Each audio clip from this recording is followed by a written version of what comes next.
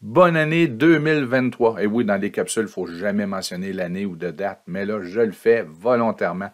Bonne année 2023. Et il reste un petit peu plus d'une centaine de jours d'école d'ici la fin de l'année. Et voici une série de trucs dans les prochaines capsules, dans cette capsule et les prochaines, qui vont vous permettre d'épargner du temps, de sauver du temps, ce temps si précieux, celui qu'on manque tant.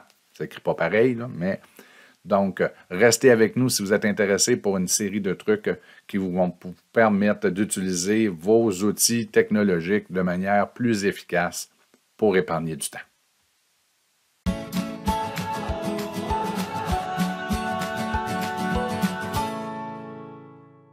Avant d'y aller avec le premier truc pour épargner du temps, je les ai mentionné qu'il s'agit d'une capsule complètement non scriptée. Je n'ai même pas un petit post-it, un pense-bête pour m'aider, donc il est possible que je fasse des erreurs, des oublis. Et on vous rappelle qu'en 2023, comme pour les autres années, si vous désirez être efficace, sauver du temps, bien, vous pouvez toujours faire appel aux services éducatifs. Nous sommes là pour vous.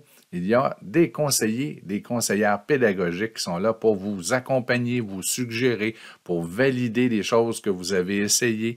Donc, n'ayez pas... En gros, on est là pour vous. Et en passant, n'ayez pas peur de faire appel à nos services. Et il n'y a pas que des enseignants-enseignantes qui sont devenus conseillers, conseillères pédagogiques. Il y a aussi d'autres corps professionnels, par exemple, orthopédagogues, psychoéducateurs, donc bibliothécaires. Donc, faites appel à nos services. On est là pour vous. Donc, allons-y avec le premier truc pour épargner du temps. Donc, vous regardez des vidéos sur YouTube, les maisons d'édition, Dailymotion, peu importe la plateforme, Udemy, mais vous pouvez accélérer la vitesse de lecture. Donc, une vidéo comme celle-ci qui dure 23 minutes 37 secondes, si vous cliquez sur la roue d'engrenage, que vous allez à vitesse de lecture et que vous l'augmentez à 1.25 ou encore 1.50 pour y aller plus rapidement, là, mais ça modifie vraiment les voix. Donc, allons-y à 1.5. Donc, cette vidéo qui durait 23 minutes, maintenant n'en durera plus que 14 minutes. Allons écouter. Attention, le visionnement de cette capsule pourrait être très déstabilisant pour certaines personnes. La supervision d'un adulte n'est pas requise. Et voilà. Donc, si vous êtes à l'aise de le faire, vous pouvez augmenter la vitesse de lecture des vidéos. Donc, une capsule de 6 minutes, maintenant, n'en durera plus que 4. Une capsule de 12 minutes en durera 8. Donc, il est facile de sauver des heures d'écoute et ne manquer rien du contenu en augmentant la vitesse de lecture. Et en bonnie aujourd'hui, je termine là-dessus. Saviez-vous, avec deux petits trucs pour Teams, saviez-vous maintenant qu'il est possible d'envoyer de courts messages vidéo dans Teams?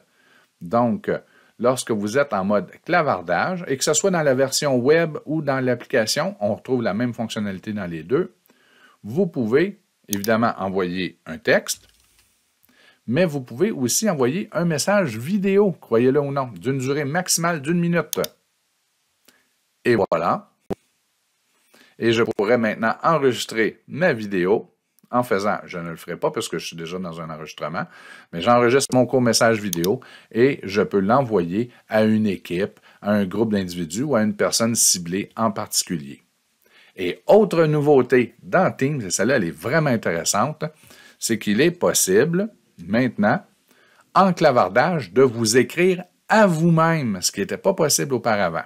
Donc, vous pouvez vous écrire à vous-même. Vous allez dire, c'est quoi l'intérêt de m'écrire à moi-même? Et oui, il y a quand même des intérêts assez intéressants.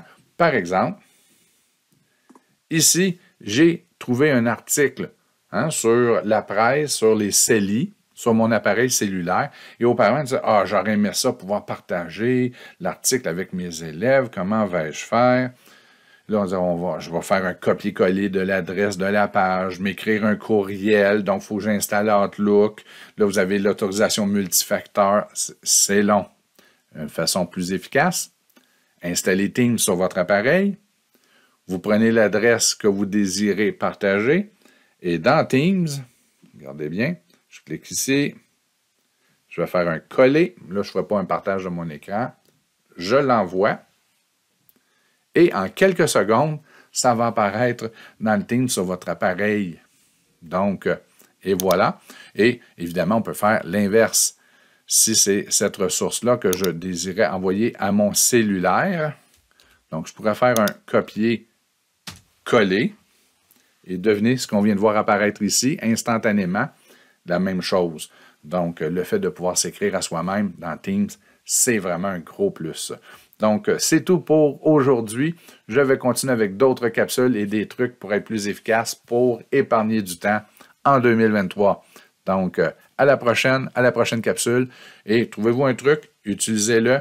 Soyez optimal dans votre utilisation des outils.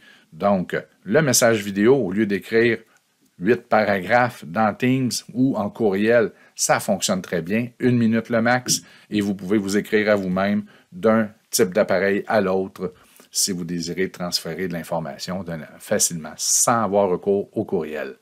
Donc, salut à la prochaine et on se rappelle qu'on se souvient qu'on peut augmenter la vitesse de lecture des vidéos pour épargner beaucoup de temps. Bye!